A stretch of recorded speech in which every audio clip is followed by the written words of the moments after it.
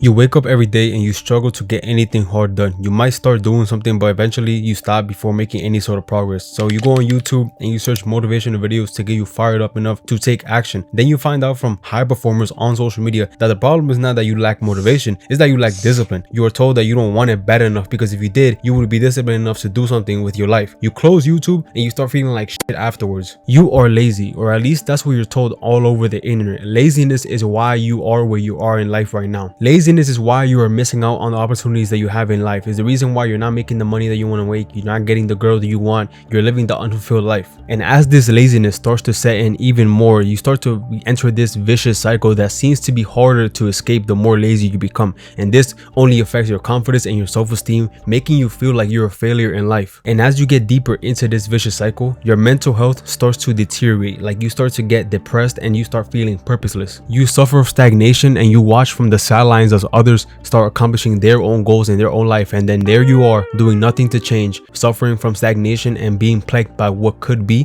and the goals that you could have fulfilled. We are told that the key to laziness is more discipline, and a lot of people believe this, and so they go and build discipline in their lives. They try all the tricks and tips that they can find all over the internet, on YouTube, on books, anything that has to do with discipline. And even though they try this for weeks and for months, they still struggle with discipline despite the fact of trying all the tips and tricks. And they tell themselves that motivation is nothing, right? You don't need motivation. Motivation is not useful at all. I just need more discipline. And after forcing themselves to be more disciplined, they're able to accomplish the goals that they set for themselves. But the confusion that they feel when they start accomplishing their goals is that they don't really feel that fulfillment that they thought they were going to feel when they would accomplish their goals. Instead, they don't feel any joy and they just feel burnout. We think that discipline is the answer to your laziness. And I'm sorry to tell you right now, I know this is probably contrarian to what you hear all over the internet, but discipline does not solve everything and is not the key to solving your laziness. The problem that I have found so far with thinking that discipline is the cure to all your laziness, or basically to all of your problems in life,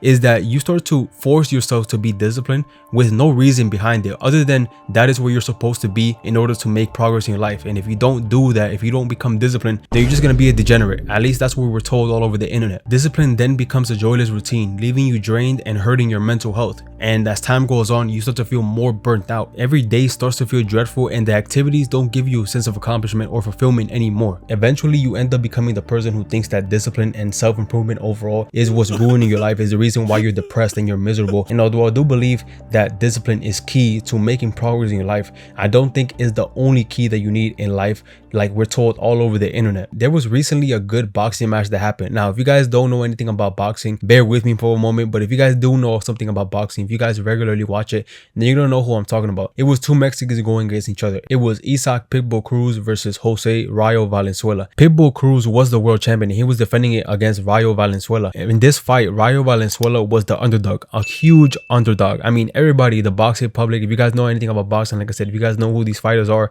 you most likely also thought that Pitbull Cruz was going to knock out Rayo Valenzuela, because that is what the majority of people who watch boxing thought was going to happen. But instead, the opposite happened. Rayo Valenzuela ended up pulling the upset and beating Pitbull Cruz and taking his belt and becoming a new world champion. He won the fight, fairly easy, some would say. And when they announced the winner, he was like so excited, like words could not explain the emotions that he felt when he won that world title, because it was his first world title as well. So he was becoming a world champion for the first time. And after he won, during the post-fight interview, he said that he wanted to dedicate that win to his parents because they had worked so hard throughout his life. He just wanted to give them back. It was like paying them back for all the hard work that they had done growing up as a kid and raising him and giving him the best that they could. His whole career, from trying to become a better boxer, from the amateurs all the way to the professionals, all led to this moment right here where he ended up becoming a world champion, and finally he could pay his parents back for all the work that they did, all the sacrifices that they made for him. And in case you guys don't know, becoming a world champion is basically every single person who's trying to end up becoming a professional boxer. That is their dream. Like if you're boxing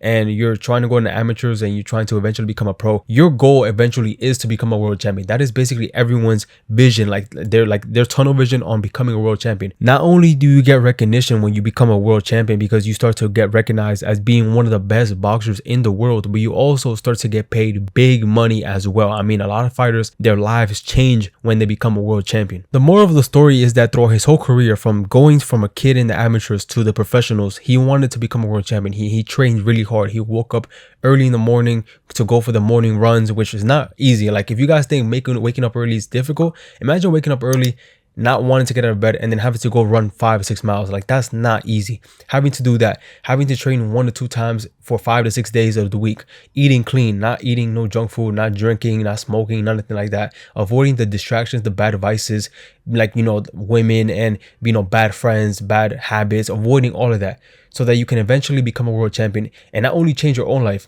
but also give back to your parents, to give them a better life that they never had. The meaning behind his goal gave him motivation and discipline to take action despite feeling lazy at times, like we all do, because we're all human. He didn't need motivational videos every single day because he already had a burning desire, and the discipline came as a byproduct. And it also made winning the world title and becoming a world champion one of the most satisfying accomplishments in his life. Discipline doesn't solve the underlying problem of laziness and a lack of motivation. Discipline has to do a lot with self-control. The underlying problem with constant laziness is a lack of motivation, and a lack of motivation is solved with clarity of your purpose, clarity of your goals. But if you feel a lack of motivation and constant laziness every single day, then you don't need more discipline. You need a goal that has a strong meaning behind it, a strong, meaningful goal that you find worth striving for, because when you find meaning in what you do, motivation comes as a byproduct. And if you think that more discipline is the answer and not a meaningful mission, then you're gonna find yourself accomplishing things that don't bring you any fulfillment. All you're gonna feel is a hollow sense of accomplishment and burnout. When you have a clear purpose or goal that you genuinely care about,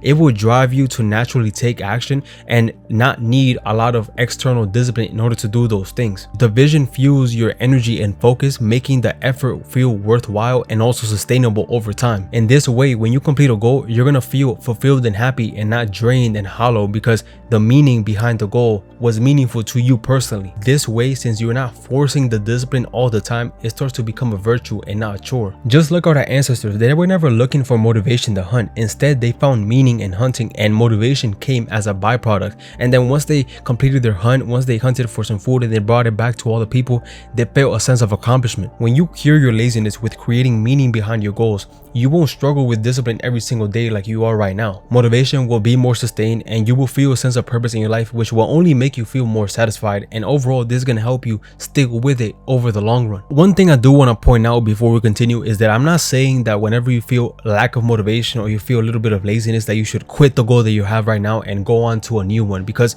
you're always going to feel lack of motivation here and there when you're striving towards a goal. It doesn't even matter if it's so meaningful to you. It is also normal to want to chase the new shiny object, because there will always be a new shiny object. There will always be another goal that you could chase that looks a lot more shiny or a lot more enticing to chase. The same thing will happen over there. You're going to chase that new shiny object and you're going to still feel a lack of motivation here and there. The key is to make sure that you don't feel unmotivated 24/7, or you don't have that strong desire anymore for a long period of time, because if that's the case, then you need to reevaluate your goals and actually ask yourself if this is something that you still find worth pursuing, if this is something that you still want to accomplish in your life. Because as we get older, it is perfectly normal for your goals to change, for your priorities, for your purpose to change. That happens all the time as we get older. Just think about it. 10 years ago, your goals were probably a lot more different than it is right now. 5 to 10 years from now, your goals are also going to change as well. And so you have to reevaluate your goals to make sure that you still strongly have a desire to accomplish that thing. Now, you could want to be disciplined but still be lazy. And if that is the case, then you need to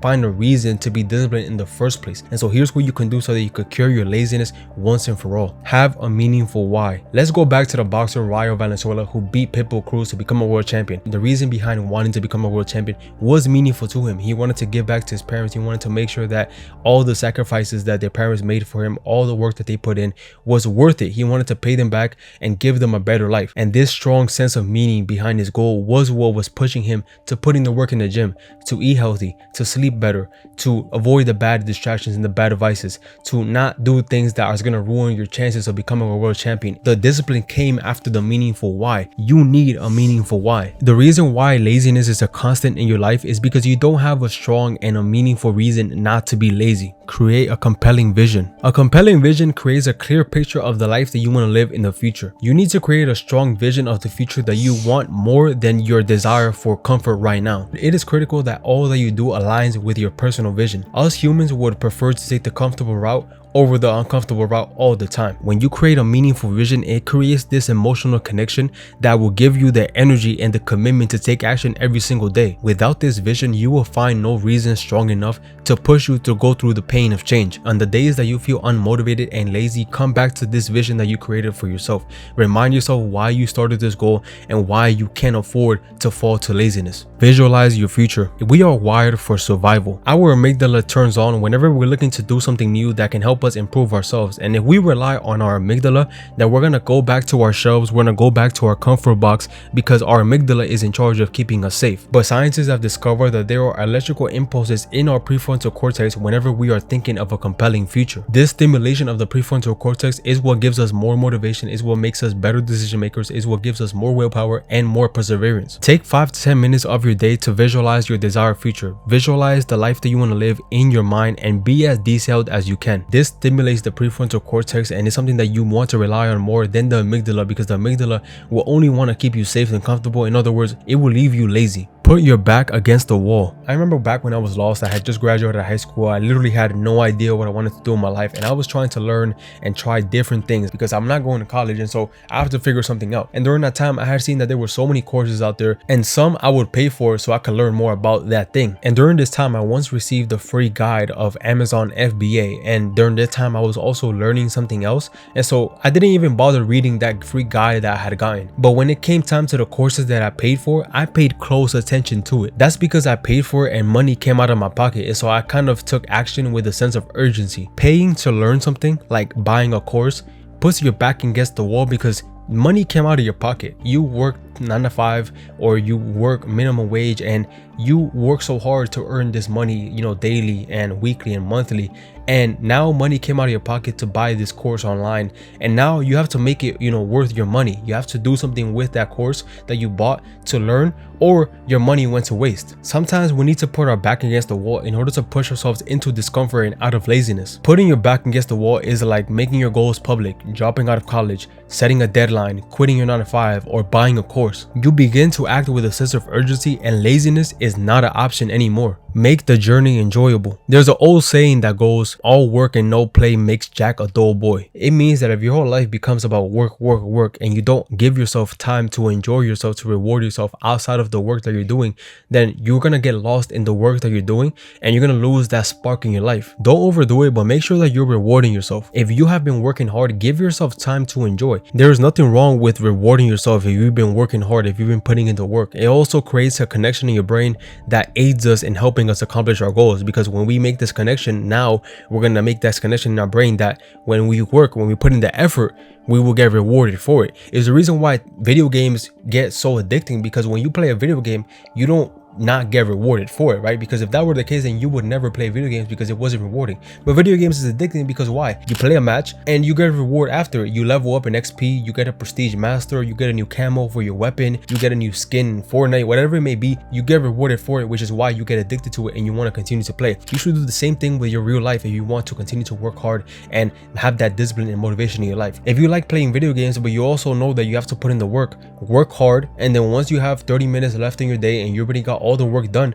give yourself time to play a little bit of video games for 30 minutes. When we take the time to do something else that has nothing to do with work, we also allow our brain to generate better ideas that we can execute that can change our lives. Usually it is when we're doing something unrelated to work that we get the best ideas. By rewarding ourselves, we make the process more enjoyable, we boost motivation, and we also reinforce positive behaviors. Track your progress. In the 1960s, Frederick Herzberg set out to find what it is that motivates people in their jobs, and after doing extensive research, he found 2 top motivators: achievement and recognition. When we are achieving, getting closer to our goals, we feel a lot more motivated. Tracking your progress will help to motivate you to keep going, because it will show you that the work that you're putting in is paying off, even if it's small. In the beginning though, you may not see much progress, which is important not only to track progress in your goals to accomplishing them, but also track the actions that you're putting in, how consistent you are. Track your progress in consistency. You started working out 3 times a week and now you're starting to work out 4 times a week. That is good. You'll soon realize that with this progress that you're making in your actions that are consistent, you're also going to make progress in the goals that you have